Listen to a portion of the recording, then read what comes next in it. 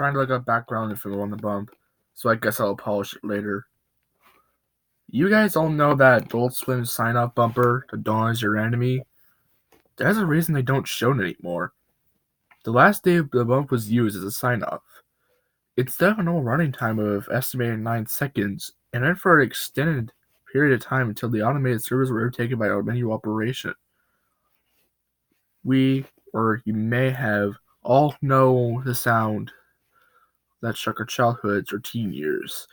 The resonating metal, the rumbles, the sound of metal scraping against metal. And feel free to look it up if you're a bit rusty. Now, when the audio cut, it doesn't sound complete. It's not finished. Not over. The producers of AS/CN were purposely cutting off the rest of the sound, and for good reason.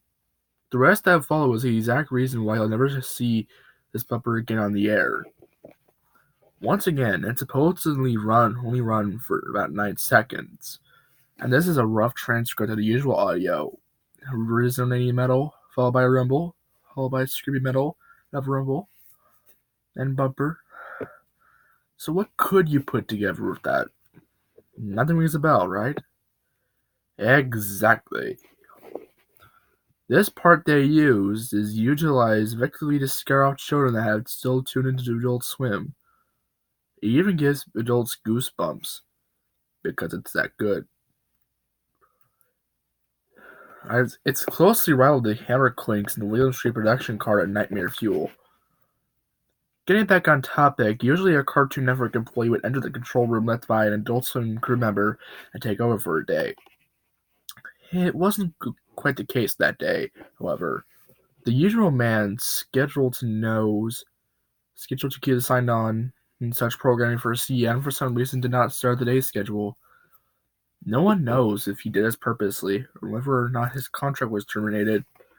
This was the least of problems of CN had at the time, but felt like in 9 seconds was an extended 2-minute broadcast of some of the most horrifying audio ever heard on public television. The metal continued to resonate, and the scraping continued. Slowly and uncontrollable sobbing came clearer. Not one person was crying, but a multitude of people were screaming and yelling. As the metal scraped, the screaming grew louder. Soon you could hear the slicing of flesh, grinding of bones, gushing of blood, and the guttural death rattles of people dying.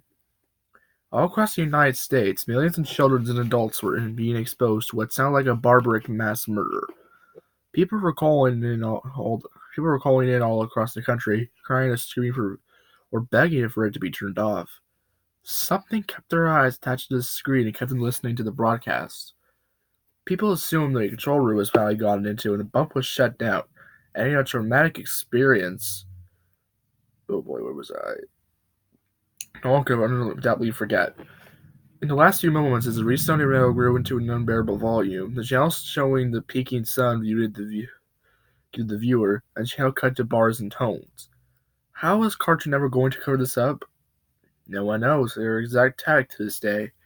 Multiple theories have been thought of, ranging from a preemptive cease and desist to possible news articles to subliminal viewer hypnosis over the following weeks.